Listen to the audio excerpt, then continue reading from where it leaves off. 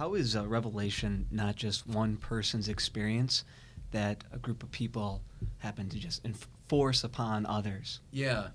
I hear that a lot in these conversations with the wider culture. People who are skeptical, and they'll say, well, sure, someone has some wild experience. They've got a vision or some kind of intuition, and then we all just fall over and accept it. So if I had a vision that said there are penguins living on Jupiter, and I want you to believe it. Well, see, look at Revelation within a context. It's never just one person making a claim and everyone else just falling over. It emerges out of a community of reception. So a community that listens and says, well, okay, is that like other claims to revelation? Is that in line with what my reason tells me? Is that congruent with the deepest intuitions of our religious world? And so the claim to revelation is always assessed, measured, judged within a community of interpretation. Now press it further. That might be happening right now in the present as the claim is being made, but now over time, someone writes down their revelation and maybe a few people find it compelling, but then over time, as people read it, they say, no, I don't think that's right.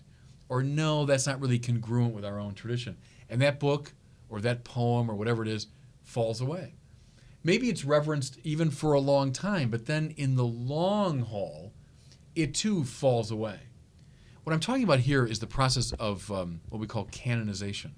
How certain religious, like biblical books, become officially recognized by the community, where they say, yes, this does represent the deepest religious intuitions of our tradition. So it's never just one person making a wild claim and everyone just falling over. It happens within a long, complex tradition of interpretation. You know what's similar to? The tradition of interpretation around, let's say, Shakespeare. So Shakespeare's great plays, come out, and they're taken in by people in his own time, and they begin to interpret them and understand them. A conversation unfolds. I think he meant this. No, I think he meant that. Over time, a certain consensus emerges. We say, no, that's what Hamlet is really about. Now, Shakespeare dies, that whole generation dies, and now it moves on through time. More people say, no, I think that's what Hamlet means. No, I think that's what it means. And then a consensus continues to emerge. Wild points of view kind of fall off to the side. Things that maybe were big for a while, but then people say, no, that doesn't make any sense. It's over a long period, through the disciplined conversation of the interpretive community, that a rough consensus emerges. Now, something similar is going on with Revelation. There is this conversation of the whole church across time. But I'd add this, guided by and informed by the Holy Spirit. If the Holy Spirit is trying to reveal something about himself, the Holy Spirit has a vested interest in guiding this conversation. So we call that now the whole life of the church. Theologians, philosophers, saints, the magisterium of the church, all of it in this ordered, disciplined conversation, guided by the Holy Spirit, leads us to say, yes, this is legitimate, or yes, this represents what God's trying to reveal to us. So it's I would Catholicize it. It's never just a matter of an individual having a private experience and then saying, God told me. Well, maybe that claim is made, and maybe God really did tell you something, but it's got to be sifted and weighed by the community, guided by the Holy Spirit. Father, is there some sort of final authority on determining the validity of a revelation? Is there some final word, or is there a standard, kind of finally what the church accepts as a belief? Yeah. No, good. I'm glad you raised that, because it's a way of specifying what I was just driving at. I like those comparisons to literature and how a disciplined community comes to a rough consensus. Same is true in the sciences. A rough consensus emerges.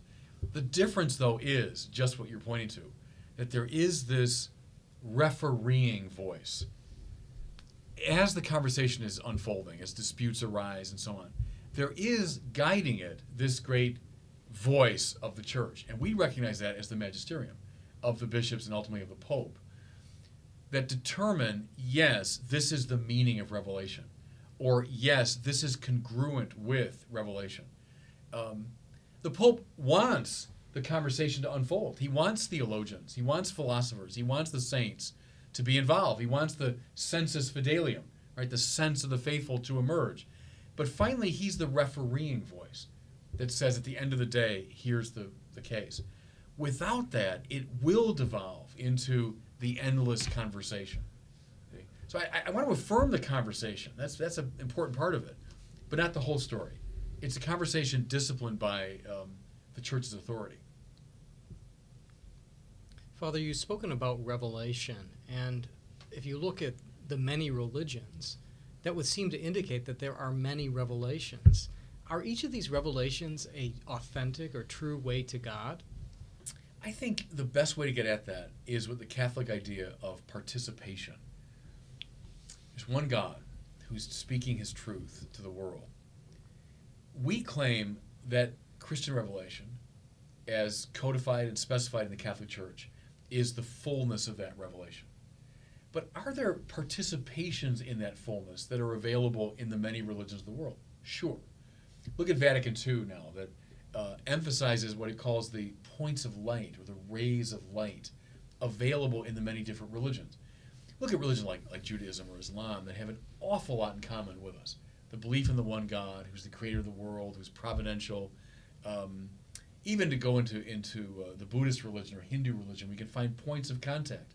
Hinduism has got a strong sense, many say, of the Holy Spirit, or the immanence of God in and through all things. So I think we can find rays of light in the many different religions. Now, a really tricky question is why God has allowed that. You know, we say, well, God has permitted this variety of religion. It's a tricky question to try to answer. But I would do it in terms of not, we're right and you're wrong. We got the truth, you don't. But rather, fullness of truth as opposed to varying participations in truth. I think is a better way to get at it.